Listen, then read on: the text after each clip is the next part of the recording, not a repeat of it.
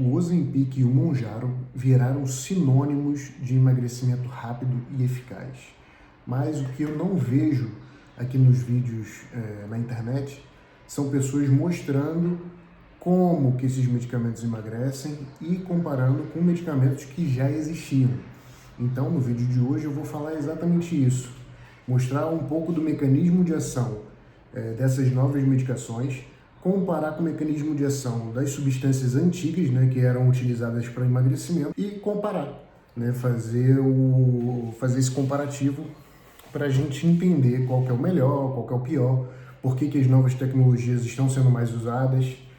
Mas, se você está nesse vídeo achando que vão ter doses, que vão ter indicações terapêuticas, você está no lugar errado, porque isso é um ato exclusivo do médico. E se você quer utilizar qualquer uma das substâncias que vão aparecer aqui no vídeo, você tem que procurar auxílio médico, porque o médico vai saber o melhor tipo de tratamento para o seu caso. Então, o vídeo de hoje é apenas um vídeo informativo. Não leve isso como um vídeo que te estimule a utilizar qualquer tipo de medicamento, porque esse não é o intuito do vídeo. Bom, vamos começar aqui pela primeira dúvida, que muitas pessoas, assim, quando eu falo muitas pessoas, algumas pessoas da minha família, alguns pacientes, que eu atendo na farmácia, eu sou farmacêutico, me perguntam, todos acham que Ozempic, Mounjaro, Wegovy, que eles são queimadores de gordura, que você vai aplicar ali a dose semanal e ele vai estimular ali a sua queima de gordura, e isso não é uma verdade. Nenhum dos medicamentos que são utilizados para tratamento de obesidade são queimadores de gordura. Eles atuam em vias metabólicas que podem estimular a queima da gordura, mas de modo indireto. E como esse é um modo indireto, a gente tem que entender o mecanismo de ação, que é diferente de cada medicamento. Por exemplo, o Ozempic, ele é um dos primeiros, na realidade não é um dos primeiros, mas é o mais famoso, análogo de GLP-1. O que é o GLP-1? O GLP-1 é um hormônio produzido no nosso intestino logo após a nossa alimentação. Esse hormônio tem a função do intestino sinalizar ao cérebro de que você está satisfeito, que está entrando um nutriente e que não precisa mais comer. Essa é a função do GLP-1. Então, como o Ozempic é um análogo de GLP-1, ele faz exatamente essa função. Ou seja, não precisa estar alimentado, fazer o alerta no cérebro para parar de comer. Então, muito do efeito terapêutico do Ozempic é justamente por conta disso. Porque os pacientes que tomam Ozempic não sentem fome. Não sentindo fome, o corpo entra no estágio que começa a usar os depósitos de energia para sobreviver. Então é por isso que ele acaba queimando gordura, mas de modo indireto, ele não atua diretamente na gordura. O GLP-1 também tem uma outra função, que ele também sinaliza ao pâncreas que tem que ser liberado insulina. Por quê? Porque se está tendo uma alimentação, se está entrando glicose no sangue, o pâncreas também entende, através do GLP-1, que tem que liberar insulina para catabolizar ali aquela glicose. Já o Mounjaro, que é o mais recente que existe hoje à venda no mercado, o Mounjaro ele também é análogo de GLP-1, só que ele tem um plus na sua composição, porque ele também é análogo de GIP. GIP é uma outra substância, um outro hormônio, também criado no intestino, que também vai fazer a função do GLP-1. Ou seja, vão ter ali dois hormônios, o Mounjaro ele mimetiza dois hormônios que vão estar sinalizando exatamente a mesma coisa. Vai estar sinalizando o cérebro de que já está alimentado e que não precisa mais comer, vai estar sinalizando ao pâncreas que tem que liberar insulina, e vai estar sinalizando ao estômago que ele pode retardar ali o esvaziamento gástrico, porque tem comida dentro dele, e com isso degradar mais ali o alimento. Mas agora entendendo um pouquinho ali do mecanismo de ação dessas novas substâncias, vamos fazer um comparativo com o que já existia no mercado antigamente. Se você tem mais de 25 anos, como eu tenho um pouco mais de 25 anos, Se você tem 25 anos ou mais, você deve se lembrar que as febres, né, de emagrecimento já andam há algum tempo, tanto com medicamentos quanto com produtos relacionados ao meio fitness, máquinas que davam choque, ainda vendem até hoje, máquinas que davam choque, que mimetizam o exercício físico, então você deitado estaria estimulando ali alguns músculos e queimando gordura enquanto está deitado, enquanto está sentado no sofá. Então isso já é algo que vem de muito tempo. E uma das primeiras substâncias, né, utilizadas para o emagrecimento foi o Orlistat. O Orlistat foi desenvolvido inicialmente para distúrbios voltados ao colesterol. O mecanismo de ação por si só já vai explicar o motivo do porquê que ele era usado para reduzir o colesterol. O Orlistat ele vai atuar a nível intestinal. Ele não vai deixar com que a gordura dos alimentos ingeridos sejam absorvidas pelo corpo. Ou seja, elas não são absorvidas, então elas são excretadas nas fezes. Então, quando essa medicação foi sendo estudada e foi sendo utilizada já no último estágio de pesquisa, foi notado que os pacientes que utilizavam o Orlistat, além de reduzir, né, o colesterol, eles também perdiam muito peso. E por quê? Porque o colesterol, né, a gordura, é uma fonte muito rica de energia, e a gordura, quando ela é ingerida na alimentação, não precisa sofrer nenhuma transformação para ser armazenada como gordura. Então, uma pessoa que tem uma alimentação riquíssima em gordura, ela tende a acumular mais gordura, justamente porque não há um processo envolvido de gasto energético para transformar a gordura que você comeu em gordura do tecido adiposo. Então, nos estudos, observou que quem tinha, né, o colesterol mais elevado e usou o Orlistat teve essa redução do peso. Mas, né, é sempre bom lembrar, isso gera alguns efeitos adversos indesejados, porque as fezes ficam muito gordurosas. E quando as fezes estão muito gordurosas, nós temos mais chance de ter diarreias ou casos de diarreia involuntário. E tem uma grande limitação. Se a pessoa está engordando, não por ingestão de gordura, mas por um excesso de ingestão de outros alimentos, né, que contém muito carboidrato, estilo de vida, o Orlistat não vai ter tanta função assim. Aí, nesse caso, né, depois do Orlistat, outro medicamento que foi utilizado foi a sibutramina. A sibutramina inicialmente foi desenvolvida para problemas neurológicos, né, depressivos. Né, era um tratamento antidepressivo. E o mecanismo de ação dele é a inibição de recaptação de serotonina e noradrenalina no cérebro. Isso faz com que o sistema recompensa fique ativado. Então, nos casos de pessoas que usavam sibutramina, normalmente os médicos indicavam para aquelas pessoas que tinham compulsões alimentares, ou seja, tentava de alguma forma ativar o sistema recompensa, ativar o sistema de prazer por conta da comida. Normalmente era utilizada sibutramina justamente por conta dessa sinalização. E até é interessante falar, porque a sibutramina ela faz o caminho inverso do que o Mounjaro e o Ozempic fazem.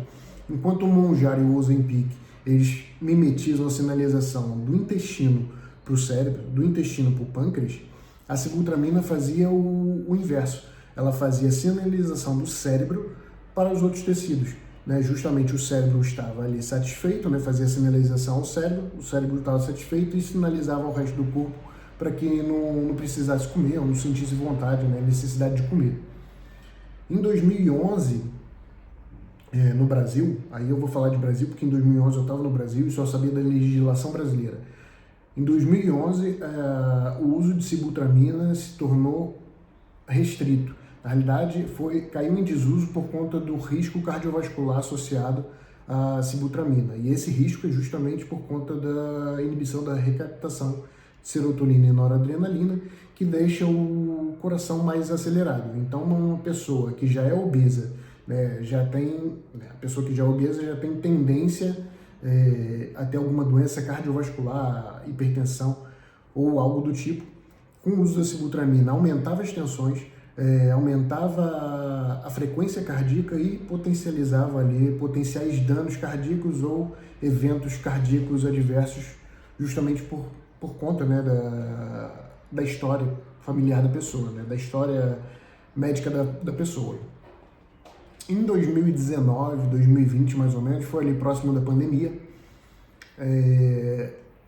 com mais restrição de modo geral, mas mesmo assim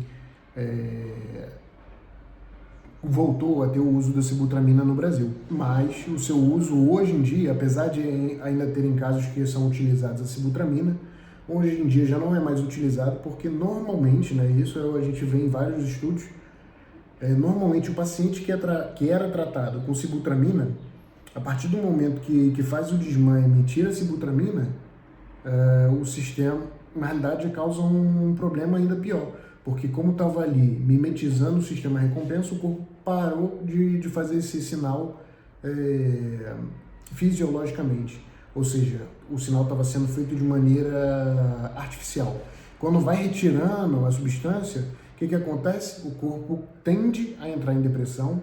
Se a pessoa já tinha compulsão alimentar e tentava se recompensar com alimentos, isso se torna muito mais evidente. Ou seja, normalmente as pessoas que eram tratadas com sibutramina, ao longo prazo, depois que paravam, engordavam muito mais, né, muito mais do que perderam. Ou seja, se você perdeu 5 quilos, você engordava, sei lá, 10 quilos, 15 quilos, 20 quilos, justamente por conta dessa mudança, né, a nível cerebral, que é muito complicado hoje em dia de fazer. Até hoje em dia é muito complicado de se fazer.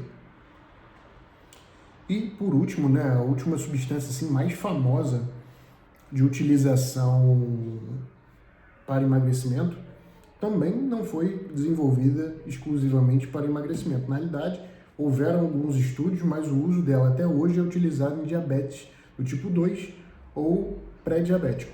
A metformina ela atua no fígado, inibindo a produção de nova glicose.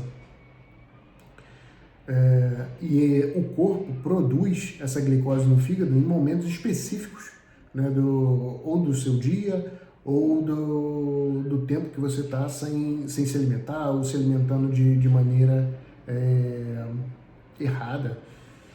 Por quê? Porque o corpo ele vai calculando os níveis de glicose circulantes no sangue. A partir de um certo nível, o corpo começa a liberar mais insulina. A partir do momento que a glicose vai baixando por conta da liberação da insulina, vai levantando um outro hormônio que se chama glucagon, e esse glucagon ele vai estimulando as células do fígado a produzirem nova glicose para jogar na circulação, porque a gente sempre tem que ter um pouco de glicose, né, na circulação, um pouco, assim que eu digo, bastante glicose circulando. E o glucagon também estimula o tecido adiposo, fazendo com que o tecido adiposo esteja mais propenso a ser queimado, né, a ser usado a gordura para gerar energia, gerar nova glicose, e os músculos os músculos e todas as outras células inibem a divisão celular. Por quê? Porque está em falta de energia. Quando você está em falta de energia, o corpo tenta poupar energia de todos os sítios, inclusive na divisão celular. Então, a metformina ela atua como se o corpo tivesse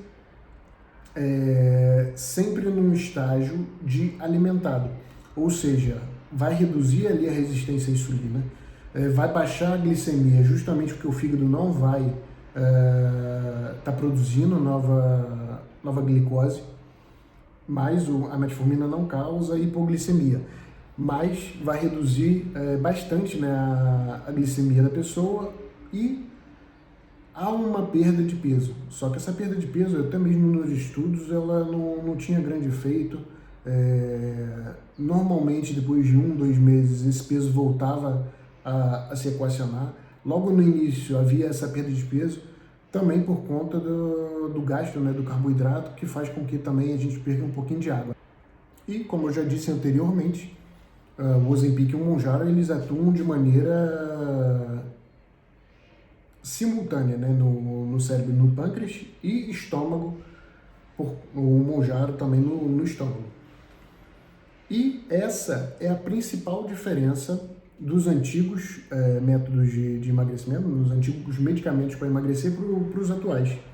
Enquanto nos antigos medicamentos, normalmente uma das vias era inativada, né? A gente suprimia uma via e havia aquela perda de peso.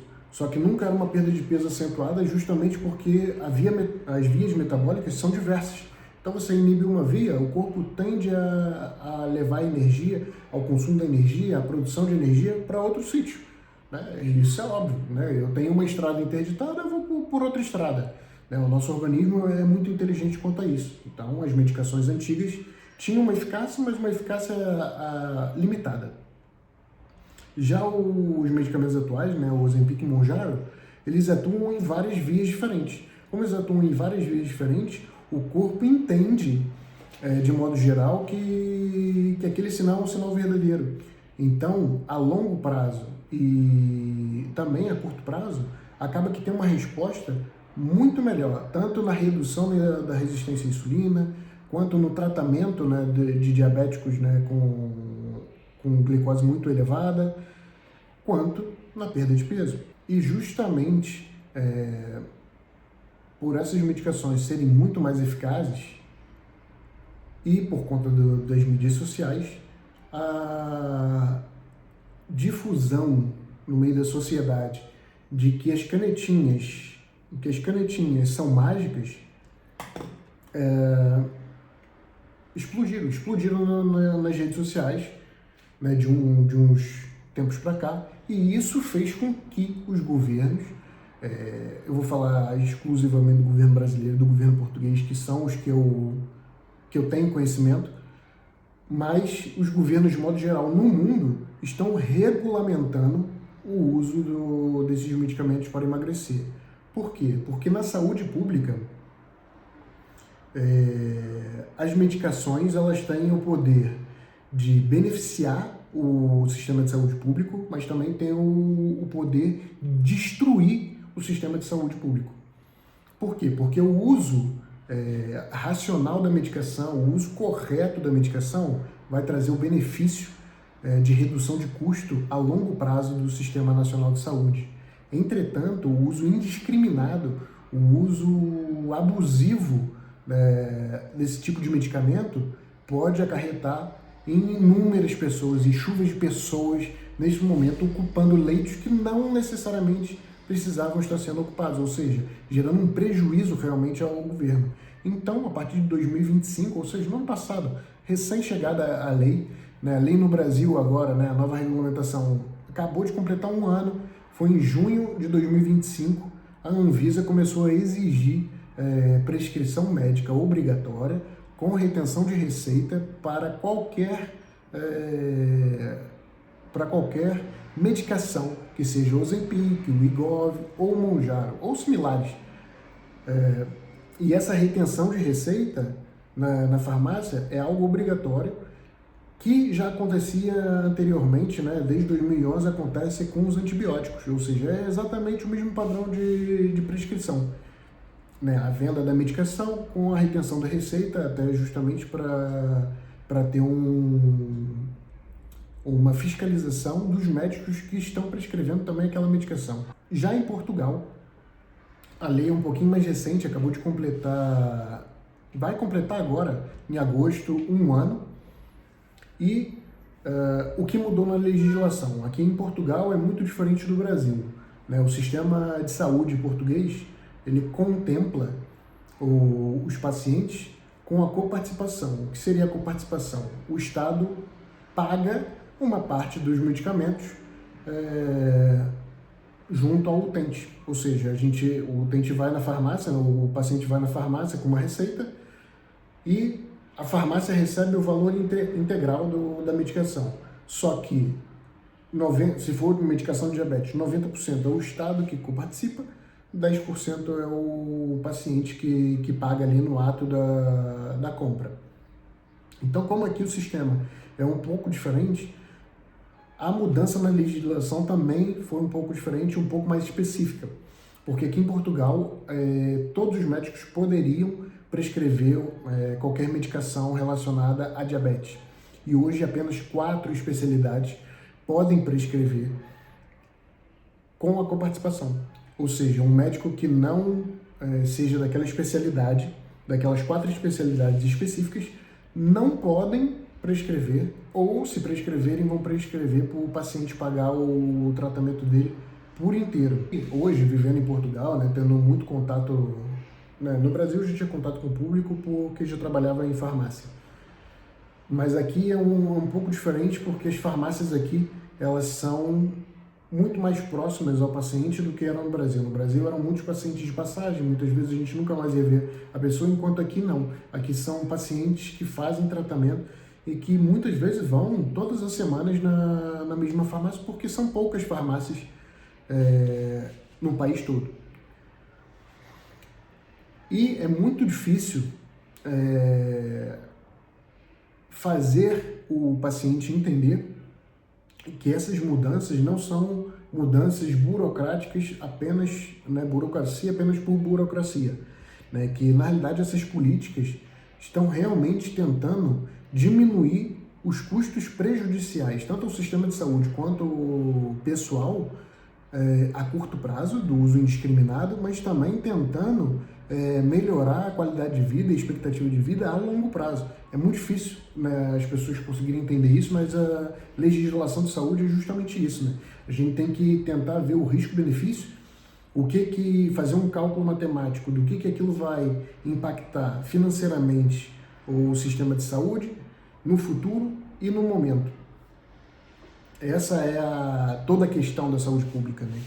Isso no mundo todo, a não ser Estados Unidos, que não tem saúde pública. E entendendo um pouquinho, né, dos mecanismos de ação, das legislações, a gente consegue perceber que as canetinhas, né, que o Ozempic e o Mounjaro não são canetas mágicas como se propaga por aí, mas também não são vilões, né?